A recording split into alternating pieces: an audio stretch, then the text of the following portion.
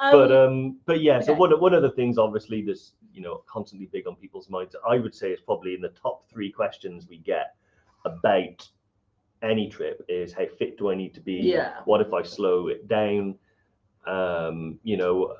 And I think that you can kill all of those answers with one question, which is just train to the best of your ability and as much as you can. I'm interested to know what, because you changed it. I'll use this. Because you changed. I hate to bring it up, but can we get? No, they know this now. They know this now. Have we got a picture of you? No, could we do it before and after? No, Dave. Okay. But yeah, so tell us about your training, Rosie. What do you do? Well, so you've just come back from Tour de Mont Blanc. Yeah. It was really tough, tougher than you thought. Yeah. Long, hot days, lots of climbing, lots of descending. But yet you came back, no injuries. You did the whole trek. Yeah. I think it was within your comfort zone. 25,000 steps a day for a postman. Wow, that's a lot of driving. That's a beast. You'll be grand on Killy. Yeah. That's a lot of driving. Yeah. Training, like how I train and what works for me is going to be different to how you train for mountains. So I think that's something that's important to know, that it isn't kind of a one training method kind of fits all. And that kind of nicely leads me on to my first kind of training tip. Doing something consistently, as long as you're doing something consistently and it's something that you enjoy and fits into your lifestyle, is what's going to work for you.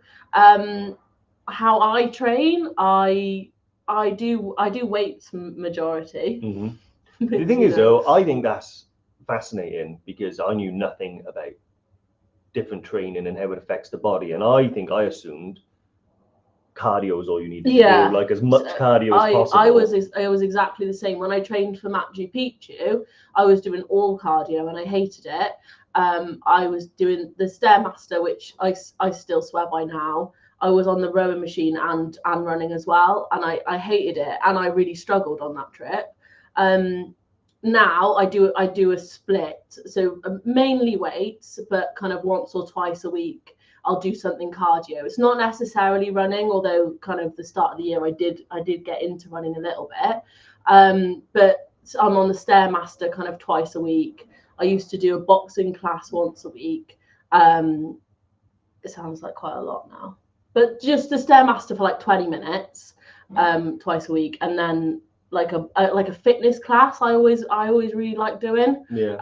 Just like with people, like it's enjoyable. You're not really like noticing that it doesn't feel like so much of a chore for me. But yeah, the Stairmaster I always swear by. Like it's great training, and especially if you can get on there with like your day pack with a little bit of weight in there. You don't need to be going fast.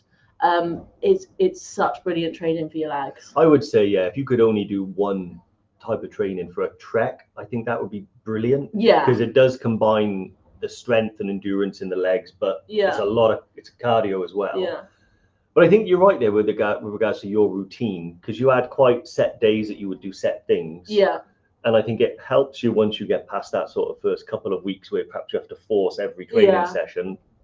You get into because you got into a habit of not really thinking about it. You just did it.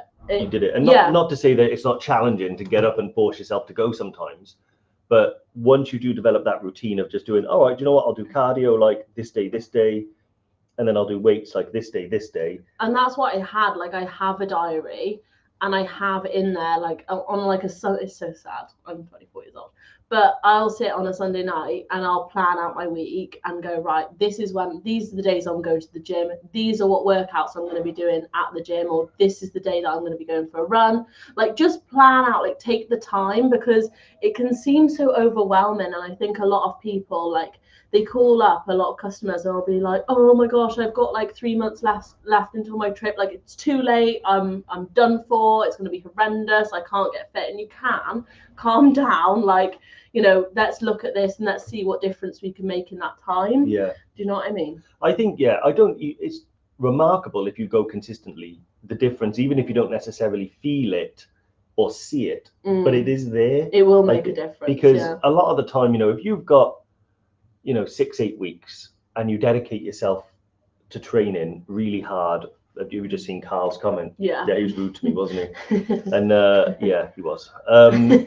But I think if you've got 6 to 8 weeks, which isn't a huge amount of time before a trip to start training, ideally you'd want a longer. Well, 6 months, I'd say. But yeah, but if you had 8 weeks, like 2 months, and you it's better than doing nothing. And you did dedicate yourself, and you know, when you think about it, you say you go to the gym 3-4 times a week, it's 4 hours. Yeah. You know, most people can find 4 hours. Yeah. I think the reason I think we struggle to train together is you like to go early in the morning. I like to go as late as possible in the evening. Yeah. Never, and you and went. Also, yes, also, yeah. You'd let me down on the days that I'd move my schedule around. Yeah, unreliable. And I'd come into your office at the end of the day and go, Dave, you ready to go? And you go, no, not tonight, mate. Yeah, yeah. That's another thing as well, though. I would say that you can't rely on anyone who's unreliable. Because only you can put the work in. Yeah, that's the thing. Exactly. And I think that that's true. So in those scenarios, I find it really difficult to hammer down a schedule of when I can go and when I can't. I don't know why. I'm sure if I had better boundaries, I'd be able to do it. But it's really hard for me to say, okay, I'm going to go at 5 o'clock this day or 5 o'clock that day. And other people might have that. So it's interesting for me to find something that I can do like flexibly. You know, flexibly. Flexi. I like flexi training. So yeah, what my training might be is, okay, I'm going to try and do 4 hours in the gym this week. And that's like my goal. But I don't have a mindset of when that stresses me out. Yeah, it's just so not how I work, but I love that for you. yeah. But you see, I think, but you know, that's my journey. That's my story. But yeah, I think, you know, if you were relying on me to go to the gym, I would let you down and really scupper your training a lot. So you have to do it for yourself, I think. Yeah. Having a training partner is really good, but they've got to, you can't rely on anyone else to kind of do that for you. Yeah. It is interesting. Do you want to go with your first tip then? Yeah, so my first tip, so mine are less training related because I'm not. Well, they are training related in as much as preparation is training. Yeah. But yours is more the physical side of things, and I'm really not a good example of someone to follow in that respect. I've done a lot of treks, and I recently trekked nearly 28 mile on the Glencoe Challenge. It was 27.6. That's so weird.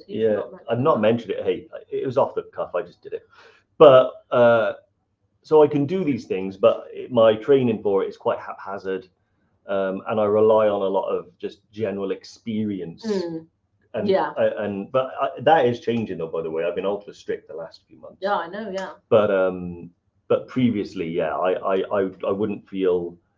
I'd be a bit disingenuous if I said, listen to me and how I train, because I get by and I do enough. But actually, if you want to be ultra good, then Rosie is far better at that. So for me, one of the things that I'm noticing as I'm now, I'm 41, but I feel like I'm 81 in terms of the body. Things are starting to go wrong. And I think that's because I haven't really looked after myself over the years, and I've had a lot of bike accidents. However, I do think that putting a little bit of effort into looking after the mechanics of your body really makes a big difference. And even you with your young knees still strap them up and wear supports and stuff. Yeah. So actually, if you are sort of like me and even Rosie, where you do have these mechanical issues with the body, where you get pains, stiffness, you have an inherent weakness, I think putting some effort into finding out. So insoles, supports, capes, all of these sorts of things. We should have actually properly compared our tips. Because this is something I've just seen down. Supports, tapes, and but yours is the last one. So no, the fourth one. Okay. So you'll have they'll have forgotten. They'll have forgotten by then. Yeah. But I do think it makes, like, for instance, Bry's asking if I did the Glencoe Challenge, and I did do. Brian, it's actually the Great Glencoe Challenge, mate, not just the challenge. Anyway, so I did the Great Glencoe Challenge, which they say is 26.2 miles. There lies. It's 27.4, I think, or something along those lines. However, I guarantee you I would not have gone round if I didn't have knee supports on. I wouldn't have. I mean, my left knee 100% would have fatigued. It fatigues a lot quicker than my right knee, and I start to get this loose feeling. So after, and usually I notice it if I do a 10-mile hike. If I do 10 miles, I don't know why, but the time it takes me to do a 10-mile hike is about as long as my knee lasts. So without the knee support, I knew right from the get-go that I would not make it around. Yeah. And that's actually why I failed in 2022. I think I did it. And I failed to get round because I didn't wear knee supports. I thought I'll be fine. Like, it's okay. It's just walking. And by the time I got to halfway, my knee was cut out. I mean, and I think this is the thing about training. You really get to learn your body, like know that what the triggers are, you know, how to prevent certain, like, you know, your knees, how to protect them and make them last that little bit longer.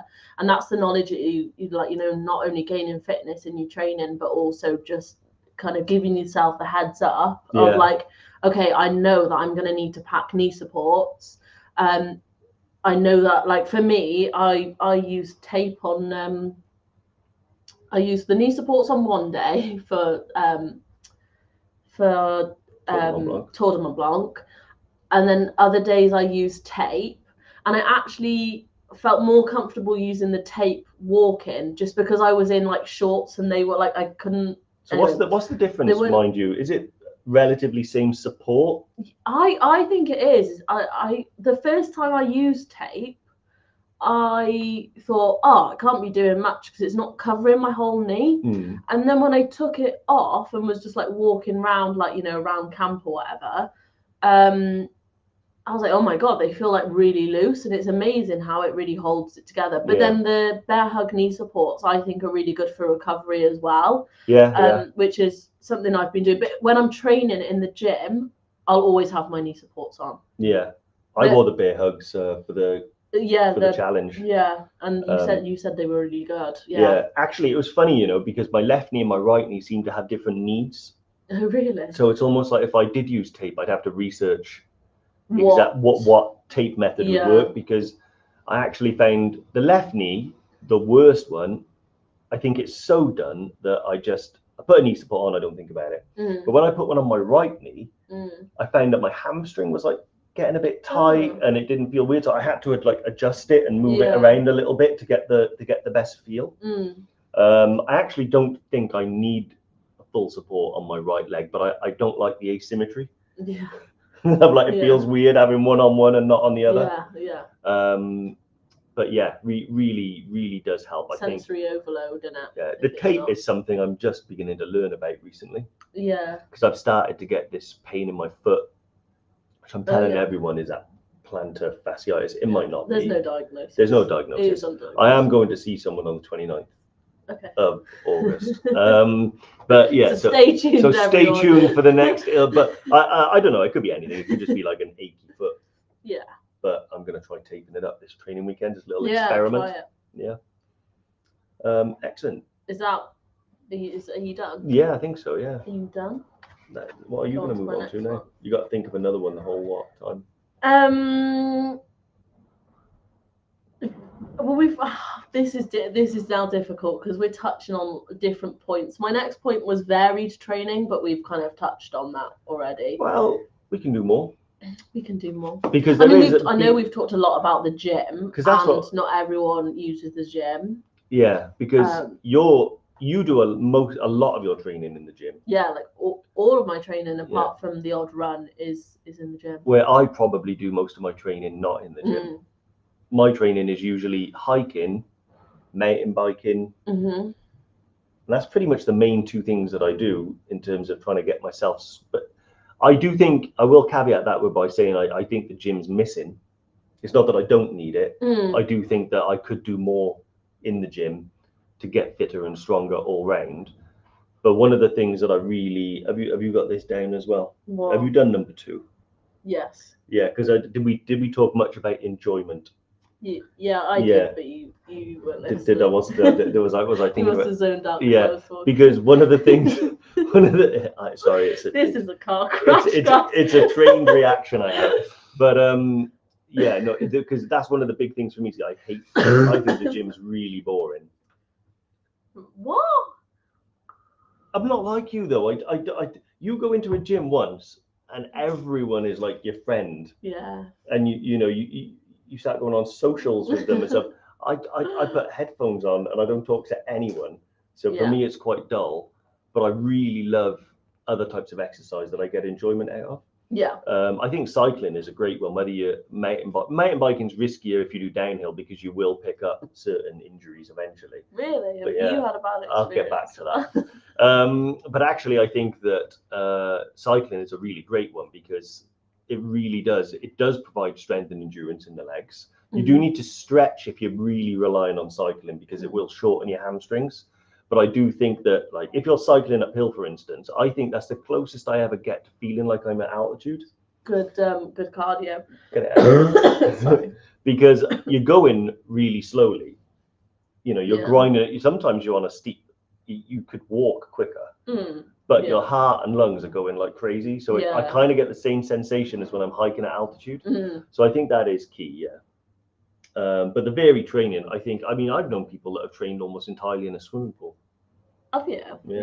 I mean, like we have like runners who like just run, and do one of our like everyone trains, and that's the thing. Like everyone trains differently. It like you said, it is literally about what you enjoy and what you're gonna be able to keep up consistently. Yeah. So yeah. Right, next. Yeah, Brian has said the gym isn't missing, David. It's still there. I literally don't see them. I'm like a horse with the blinkers on. I mean, the thing is, when I'm in the gym, I do actually quite enjoy it, and I do enjoy having the very trackable sort of gains that you can get in a gym. Like because it's all. I think that's what I like because I'm motivated in that way. Yeah. So I do track everything that I'm like everything that I'm lifting and the reps as well. Yeah. So I can see that progress coming, whereas less so if I'm going for a hike. Yeah, I mean that it is a little bit more. I mean, you do get better. But there are some times when I'm really fit when I'll just struggle up a hill for some reason because of what I've eaten that day. Yeah. So, but actually when you're in the gym, it's very noticeable. It's more numbers, measurable. So I do miss that aspect of it. Yeah, that's true. Being able to do that. But yeah, who's this? Jodie has a torn meniscus in her right knee. She has to be careful with certain exercises, but try to strengthen the muscles around and need plenty of stretches too. Do you stretch a lot when you're training? You do stretch sessions. Yeah, at the end, at the start, I do a quick stretch, but at the end, I take about 5 minutes to do a stretch. And the rollers, I don't know if anyone has a roller, but they're really good. And I got recommended. You gave me one years ago, just because you were getting rid of a load of stuff. But I got recommended by my physiotherapist, to use a roller like 2 or 3 times a week, like as much as possible, really. And it brought tears to my eyes the first few weeks I was doing it, but it massively helps. Like, just loosens everything up, and I just got up a YouTube video on like how to do it. Yeah. But it really helped, and it helped. Like, he recommended it for my knee pain, so like to do like roller on the quads and stuff, and it did help. So it's interesting. That's a good point. When it comes to recovery and things like that, do you know what? I probably do need to. I think a lot of my issues come down to recovery, doing things and then not really caring about the damage done. And I think if you do enough, you're eventually going to pick up a niggle. And I think this is how I've got a lot of my niggles. Is like, okay, I've tweaked my knee a bit there. I should do some recovery and recuperation on it, and I never do. I think it's not. It's something I know nothing about, or was ever like. Yeah, you taught that do some stretches, but not really like why or anything like that. Like, I think Anyway. Awesome. Right, next one. One I was going to talk about as well, which is about testing your kit as well. So we talked about the insoles, supports and tapes and things like that, but even broadening that, I mean, the most obvious one is, make sure your boots are worn in. But actually what I've noticed more and more as I've collected more and more equipment is the different ways even rucksacks can feel when you're carrying them. That they fit a lot like any other sort of clothing item would or wouldn't. And it's important to know what sort of works for you. Recently, I went on a hike on my own and I wore a rucksack I got given when I was in Italy, and Andy uses it quite a lot. It's this bright yellow thing. It's from a company called Ferrino. They're an Italian make. It's a really cool rucksack. But I thought I'm going to try and wear this one. Maybe I'll get this one into a regular rotation. Oh, it drove me mad. Did it? Just because I couldn't get, no matter how much I adjusted it, the right fit. And I think I'm going to give it away because I actually think it's a relatively small rucksack. It's not built for someone of my length and width. Yeah. So the side panels didn't quite fit right. It didn't quite fit on the back right. And I was only hiking for about 4.5 hours, but it was driving me mad. And if you're like me, where little things like that sort of get in your brain and start distracting you, and you're on an 11-day hike or you're on a really tough day at altitude, that's the last thing you need is like... Yeah, it's just stuff you don't want to be worried about. Yeah. Also, things like poles as well. They make a big difference when you... Actually, it reminds me, I need to ask Jodie about my poles. Yeah, she brought them in, but apparently... That's gonna mate. Yeah. Joe, do you leave my poles in the office, or are they back in the valleys? But yeah, I think, the more you can sort of use the kit that you're intending to actually take on the trip with you, the better and more you'll learn about what works for you. Recently, I've started to do a lot of research, because I used to buy boots, and we've talked about it before, almost like throwing darts at a dartboard. Okay, I'll try them. I'm actually doing a little bit more research now into sort of what works for me. You've been distracted. Jodie's replied to you. They're in the room. They're in the office. Yeah, I was just checking, Joe. Just checking. No one's accusing you of anything, love. Don't worry. Yeah. So 100%. I think testing out equipment before you go, and that also goes for things like insoles and tape and things like that. That's one thing you swear by, isn't it? Insoles. 100%. They've changed everything for me. And I think I've got an issue where I know what it is because I've been told I had it before, but it never caused me pain, so I didn't worry about it. It's a collapsed arch. Right. So when I stand, my feet roll in, and the bit that's supposed to be off the ground, I can feel on the floor. Ooh. But I think it's starting to cause me a little bit of annoyance now. And I think what happened was I bought a couple of pairs of Hockers. Did you? Yeah. So remember you kept seeing them coming in? Yeah. Yeah, but where people say... A lot of Hockers, not a lot of running. Hey, I bought them because they're really comfortable. Yeah. But what happened was, because they're so comfortable, I started wearing them all the time. And I've been wearing Hockers. I'm not now, but I wore them for about 6 months exclusively. And I suspect what's happened is that I've weakened my feet. Right. Because if I'm going to buy plush trainers, I'm going to get the most plush. I want to walk on clouds. Yeah, let's not completely slag off Hocker though. Listen, they've had a chance to be our partner over the years, and they've never bothered. No, I'm saying I swear by them. I love them. I love them as well. I actually wore them on the second half of for almost all. I think 8 miles I wore boots, and then I switched to Hockers. Oh, did you? Yeah. Yeah, and they were amazing, and I do love them. But I think if you are carrying an existing issue and they're not exactly the correct shoes, and not specifically Hocker, any brand, you can sort of cause a few more issues. Yeah. So I've kind of learned recently that I need to put a bit more. I need to learn a bit more about, when you buy in shoes. I used to largely ignore the supportive, balanced, neutral, all of that stuff. Let's be honest, 90% of the time it's how they look. Yeah, but I'm actually starting to learn a little bit more now through sort of this testing of things, whether I need a balanced shoe or a neutral shoe. And I think it's going to start to make training and sort of longevity and painless living a lot easier. Yeah. But Hocker, no, obviously, if you want to get in touch and be an official partner, get in contact with Rosie here. Yeah, please do. Yeah. My next tip is leg focused exercises that focus on your quads, and also wanted to mention your calves as well. Like I think it's so forgotten about to train your calves. And it's something that will make a massive difference, especially when you're kind of going downhill and stuff. So in terms of how to train that, obviously when you're in the gym, there are like calf machines, but if you're not a gym goer, just kind of like going on a pavement and going like that for, track how many reps you're doing, week on week, but that will help massively. Doing that with your feet, not your hands, like Yeah. So if I just do this, you're really gonna feel. You really feel the benefit. And then yeah, so that's your calves, and then kind of quad exercises, whether that's kind of your leg press, squats, lunges, any kind of like single leg exercises as well, like will be your friend when you're training. So you know, one-legged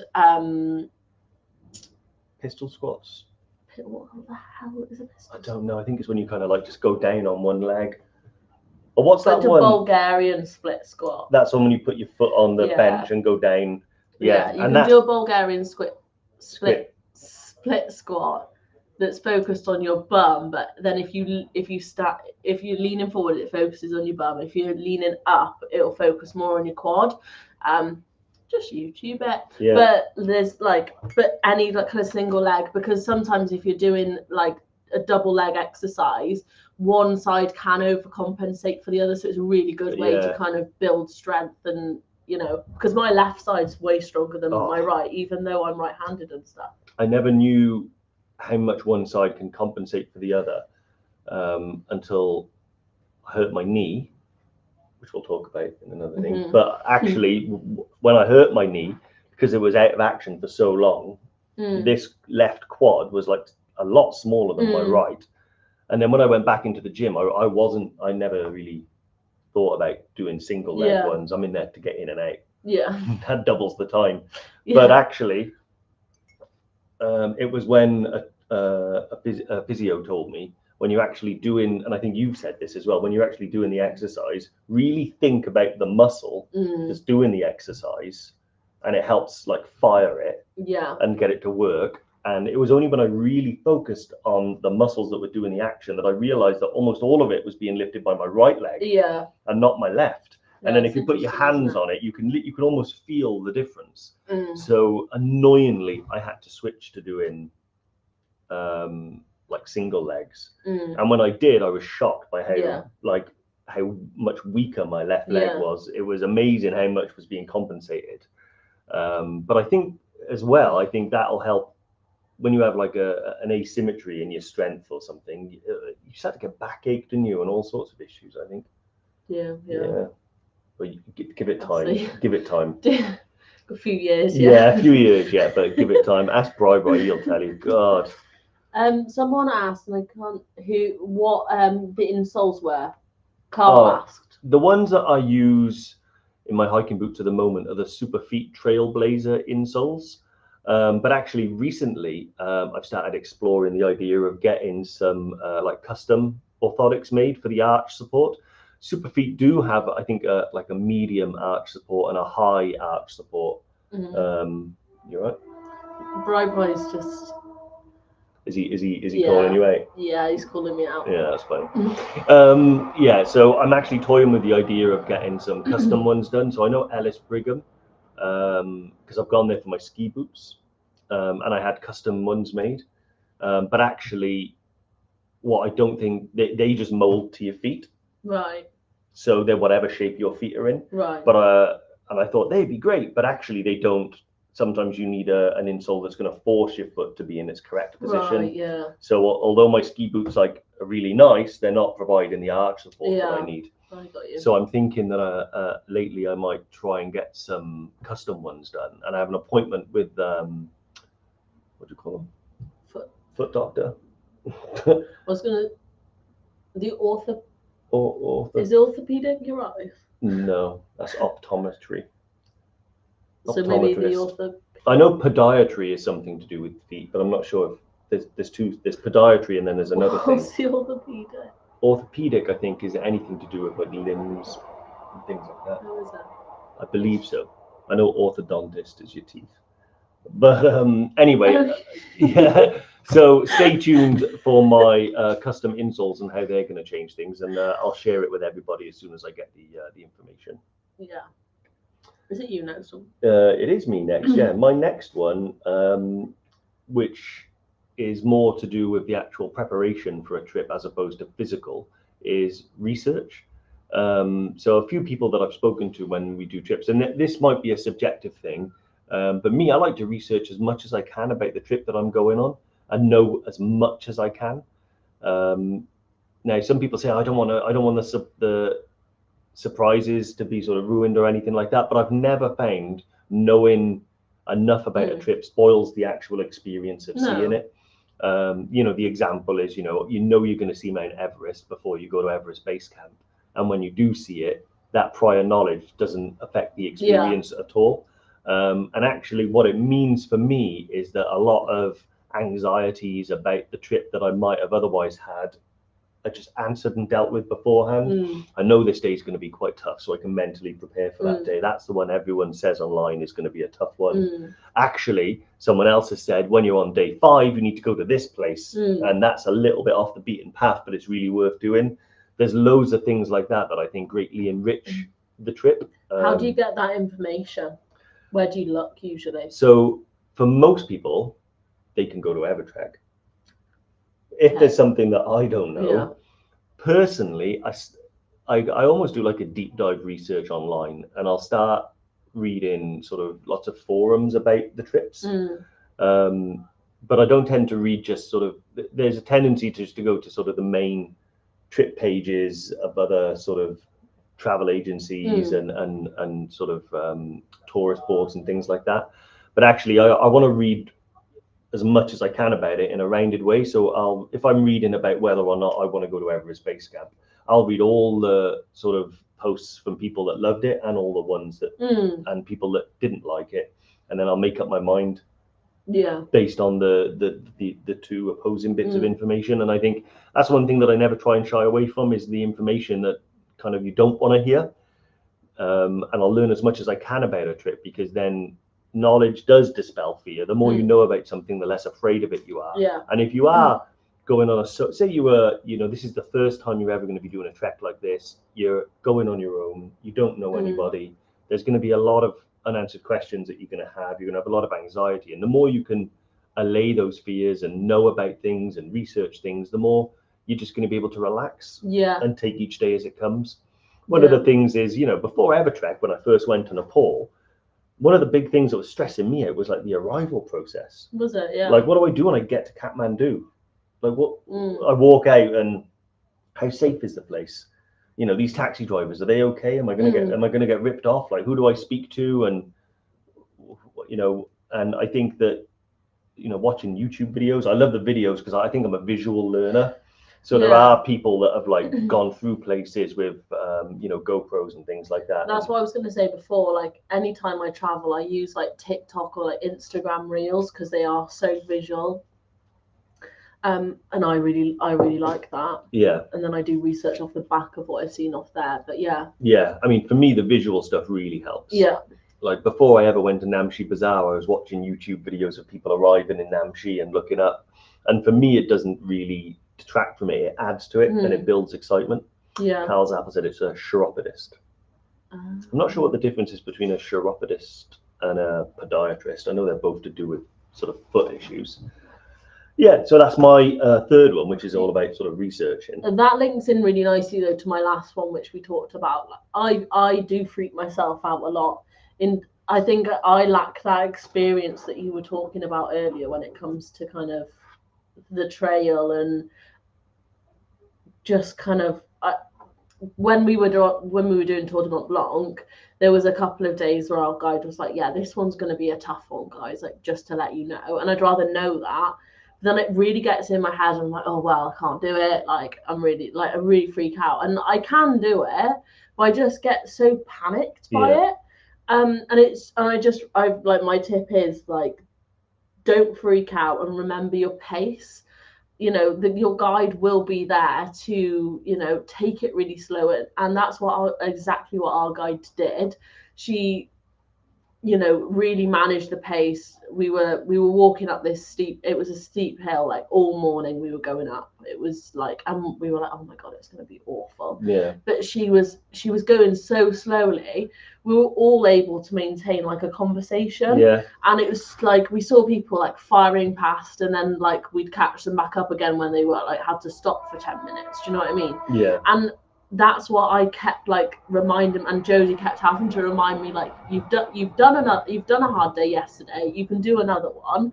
Like, stop freaking yourself out, stop getting in your own head, you've done the training for it, you know, you're here, you're with your guide, like, who's going to look after you, like, you will be absolutely fine. Yeah, 100%. Yeah, and I think that's one of the biggest things that I battle with, and some people don't have it. Andy doesn't have this problem, No. And I'm really jealous of it, is that he doesn't get inside his own head when things get difficult, and as such has a much easier time in overcoming sort of these challenges, because I think 99% of the time the challenge is mental, and the hell you put yourself through in between your ears is far worse than what your feet are going to experience. And I actually had it on the Great Glencoe Challenge, where I think I didn't want to really do it, if I'm honest. I did want to do it, and I wanted, but for the wrong reasons. I failed before because my knee gave way, and all I wanted to do was prove to myself that I could do it again. But really, that's like just ego, you know, for what? Yeah. Well, you left here, didn't you? We saw you like a few days before you left, and you were like, "Yeah, I'm just gonna do half." And I was so surprised that you were mentally, like, when I found out you did the whole thing. Trey, we've left the windows open. Yeah, that's fine. When I found out you did the whole thing, I was like, oh my God, to be able to like push past that mentally and be like, no, I'm going to do another 12 miles or whatever. Yeah. That's so difficult to be able to do that, like, and be like, yep, strap in because I'm doing it all over again. Do you know what I mean? Like, that's horrendous. I don't know I'd be able to do that. It was because I found somehow like a little quiet part, because I was arguing with myself, and it was relentless in my mind, this back and forth from the moment I started about whether I wanted to finish or not, whether I wanted to do the whole thing or not. And I'd already decided half in my head that I was going to just get halfway and then just, I had a good time. I was with my mates. I haven't, got a medal, but who cares? But I don't know what it was. There was a quiet moment where I was sort of on my own for a little bit. And for some reason, the argument in my head stopped. And I just thought to myself, do you know what? Like, it's one day. And I managed to be able to put things in perspective. And that's what changed.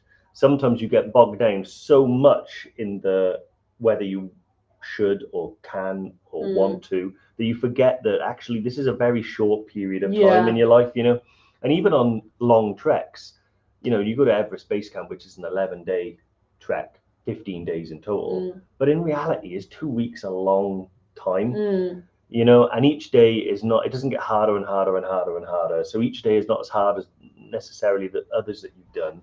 So it's being able to quieten the mind and gain perspective. And that's what helped me do it. That's what did it, was I thought to myself, it's one day. It's not even one day, it's half a day.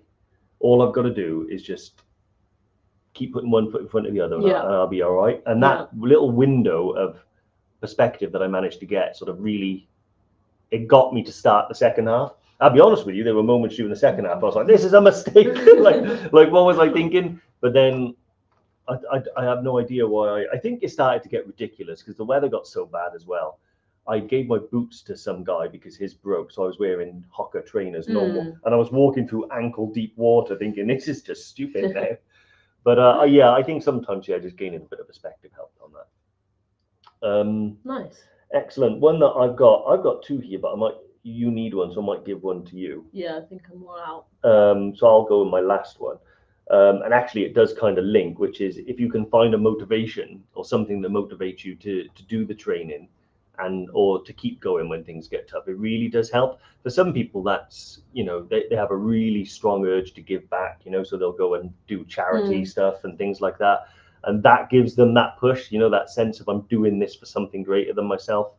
Sometimes it's, personal development. A lot of my stuff, to be honest, has been personal development, and I wanted to see if I could do something. And then once you do that, you're like, okay, I've got that. I wonder what the next thing that I can see is. And some people just like to pitch themselves against sort of, challenge failure almost, so you think to yourself, there's almost a good chance I'm going to not be able to do that. Well, I'm going to challenge failure and see if I can. And I think sometimes having the motivation for me, though, less so on the trip, is more about the training. And I think that usually for me, it's a date in the diary that I know and it almost sounds vain, right? But say I'm going with like a group of friends, or I don't want to embarrass myself.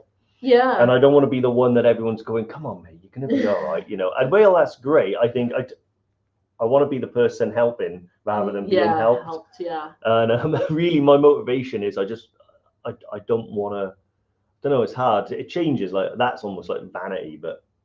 Yeah, but I think we all do it. Yeah. Yeah. Yeah, and you know, and I realise that that's what people are talking about when they call and they say, you know, I want to, you know, what if I hold up the group and stuff like that. And I think last week you were talking about Jerome, who's actually 97, I think, today, and you know, about the difference in pace and how he just kept going. Yeah. And I think, you know, that man's motivation, I don't know what his motivation is, but from knowing and meeting him, it seems to be just the love of adventure, you know, and because there were times when I said to Joe, like, oh, we'll wait for Jerome to catch up. And I said, like, I'd really be struggling mentally if I was at the back, like, you know, all the time. Like, I just, like, my competitive nature is that I want to be up the front. And I, like, obviously we weren't at altitude, so it didn't matter so much, because our pace was like a normal walking pace rather than at altitude. But it doesn't, it's just being competitive, isn't it? You are like that, but you are and you're not. I think you are quite like, for yourself, you want to go to the front and be quick and be strong. But I also think you've got this bigger part of you that wants to like be helpful. Yeah. So you know, it's a real conflict. Yeah, because you kind of remind me of like John's collie, Poppy, like running up and down, like back and down. The like, dog. Yeah. But hey, one of the best dogs in the world. And to me, you know, I think, you know, if I was being called a dog, I take that as a fucking I think I just swore then. I take that as a compliment because I think they're the best creatures on this earth. Anyway, but Poppy like runs back. She herds, doesn't check she? To see you're okay, and then runs back up. And when we're on a trek, I think you're always hanging back. Are you all right? You know, checking it and you're motivating people. So I do think you're.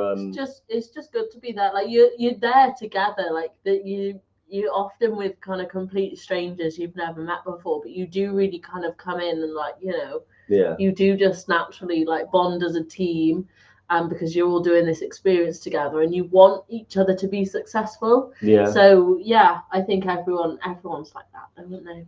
But most people. And then my last one, I was gonna put don't get put off by bad days. And what was the next so this is my notes. Some days are for the gains.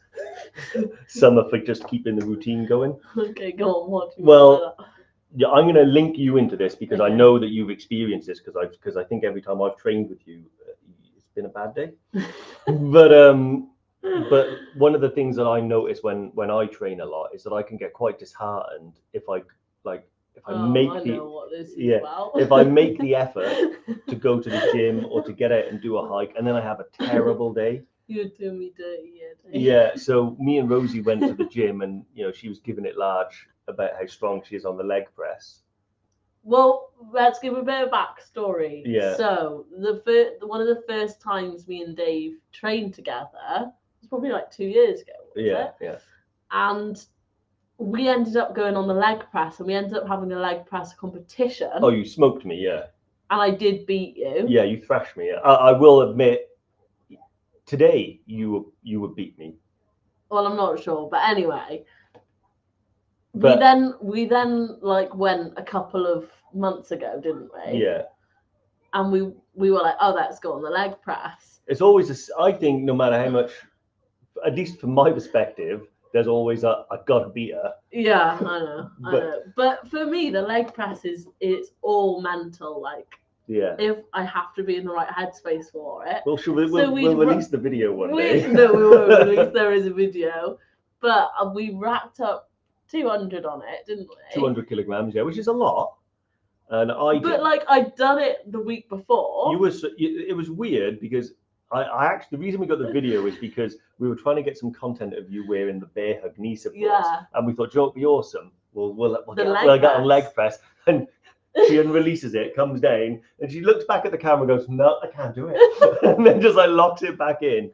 So I went off and had a bit of a strop. You're like, I'm going over there. And I think I said, I think I need to go home. Yeah. And it was like the second exercise that we'd done. Yeah. I wasn't in the headspace for it. But like that is something that I do notice in all seriousness when I am training. And I think for girls, especially kind of where you are in your like menstrual cycle and stuff like that, and also just like you've had a particularly tough day, depending on what you've eaten, like have you fueled properly, like all these types of things like do massively kind of come into. No, 100. I think it does, and I think it's important not to get disheartened by them, because one person who I used to run a lot with was John, the great bald Yeti. Yeah. And me and him always used to talk about it. And if we had a bad day, this is one thing, I don't know whether this helps, for having a wingman, right, who you can whinge to. Because sometimes like me and him would run, and that's all we did for about 2 years was just, I didn't want to. And then but I used to think me and John were the same level of fitness. And then one day he went out with his mate and ran 8 miles. And I was like, I can't have that. So I started running, and then I'd ring him up and I'd be like, oh, I had a crap run today. I was like, I know I can run further, but I just couldn't do it. And I stopped and walked, and now it's pointless. Yeah. And having someone to kind of G you up, but also give you that perspective of, do you know what? Today wasn't about, all right, if today wasn't about getting mad gains and increasing fitness and getting stronger, it was about keeping the routine. Yeah.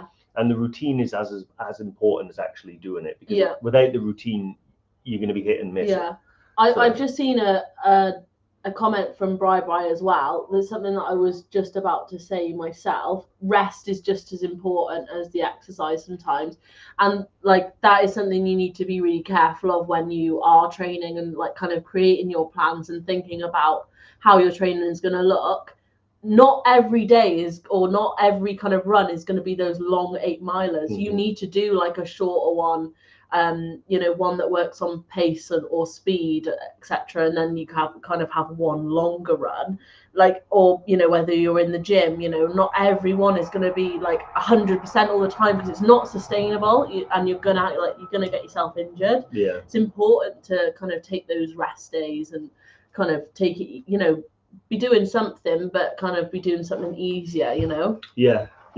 I'm an expert at resting. I know. Like that some people say like sleep. Bri said John's quite fit though. I've run the Roman road with the ball. Yeah, that was a while ago there, Bri. But you are right. Like John's one of them where he's like me. He keeps himself ticking over. We're not always in the best physical shape to look at. We're not going to get scouted for modeling anytime soon.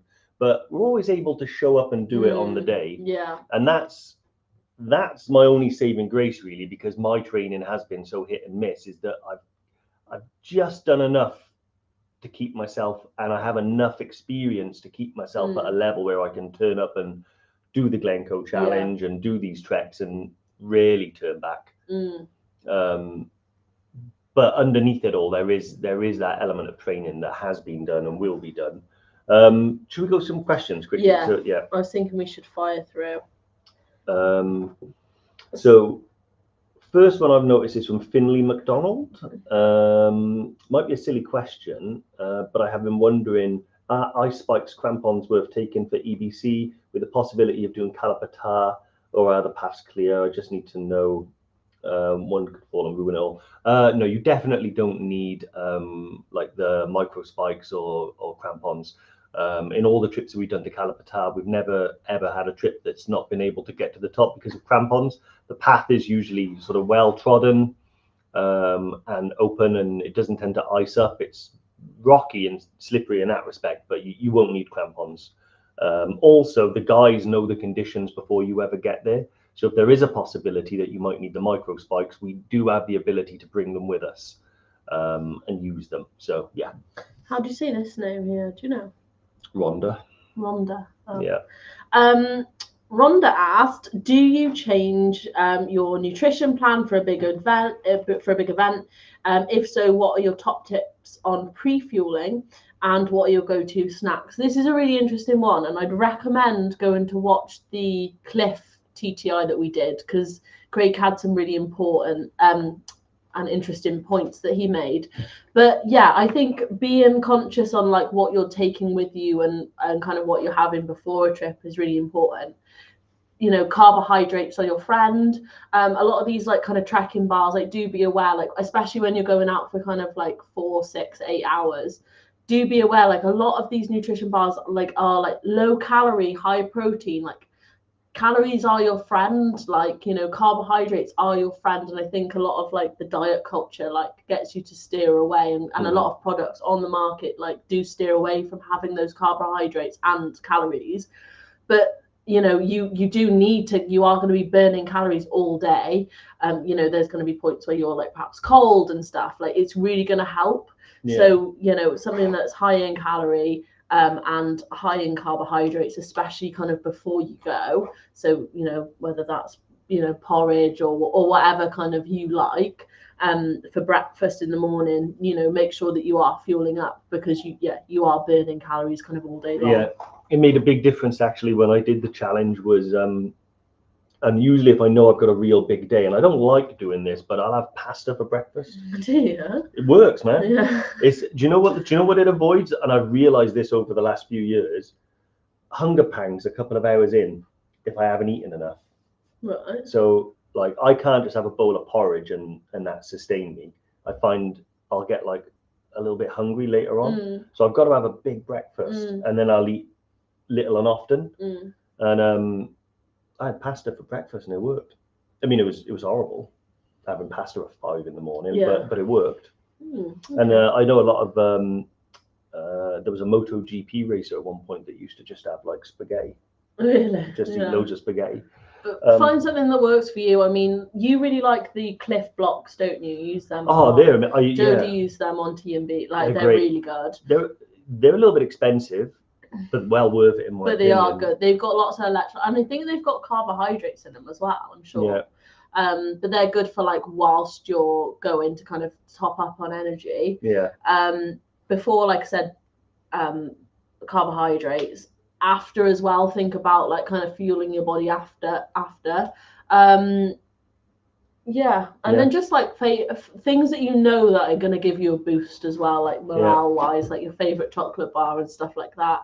Oh yeah, like Stuart, awesome. Stuart, nice to see you, mate. Stuart did the challenge as well. He had the pasta for brekkie. Did he? It really helps, honestly. I mean, like I said, it's not the nicest breakfast, but if you want to think 4 or 5 hours ahead, like it stops you getting those hunger pangs, and it stops me. What? Hunger pangs. It's a term. Never heard that before. Yeah, I'm certain of it. Has anyone else heard hunger pangs? Jelly babies. Jelly babies. I had a bag of jelly babies. Yeah, but you know what? I tend not to eat a lot of sweets. Do you? No, I don't know what it is about them. Like a Fruitella. I always take. They're very tangy. Nice, tangy. Nice. Yeah. Simon Knox has said, you've got the Bearhug knee supports, but still get real knee pain descending. Just back from Snowdon, and I had to walk backwards on the Llanberis road part. Any tips? Wow, that must have been a nightmare. I try the tri-tape. Yeah, I think we're using poles as well, because they can make a massive difference sometimes. I mean, if you weren't using poles, 100%. I think maybe because the Bearhug is like a compression knee support, but you can get very specific knee supports that treat a very specific issue. So if you've got tendonitis or a meniscus issue, you know, you see people like a lot of runners with just those very thin bands just under the kneecap. Yeah. So I would perhaps see Richard Johnson, hunger pangs. Yeah. Rich, I would. Sorry, Simon. I would try and find out what the cause of the pain is.